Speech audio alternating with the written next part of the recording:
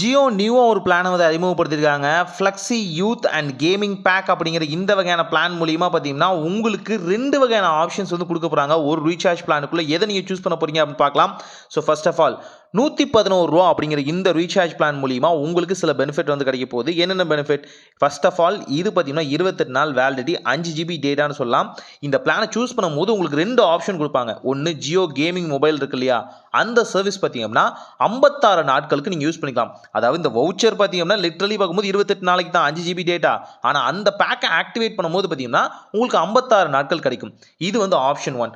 Option 2 என்னன்னா, நீங்க Jio gaming plus பார்த்தீங்கன்னா ஃபேன் கோடு, ஸ்னாப்சாட் பிளஸ் இது எல்லாத்தையுமே 28 நாள் பீரியட்ல வந்து நீங்க யூஸ் பண்ணிக்க முடியும். ஸோ உங்களுக்கு வேணும் கேம் தான் எனக்கு முக்கியம்னு நினைச்சீங்கன்னா 56 நாள். இல்ல எனக்கு என்டர்டெயின்மெண்ட் தான் முக்கியம் எல்லாமே வேணும் சேர்த்து அப்படின்னு கேட்டீங்கன்னா உங்களுக்கு 28 நாள் வேலிடிட்டியோட இதை கொடுத்துருவாங்கன்னு சொல்ல முடியும். ஸோ நீங்க எதை சூஸ் பண்ண போறீங்க அதுதான் முக்கியமான விஷயம்னு சொல்லலாம். ஸோ லிட்ரலி பார்க்கும்போது நானா இருந்தேன்னா கண்டிப்பாக வந்து செகண்ட் ஆப்ஷன் தான் சூஸ் பண்ணுவேன். ஏன்னா எல்லா சர்வீஸையும் என்ஜாய் பண்ணணும் தான் எனக்கு ஆசை இருக்கும்.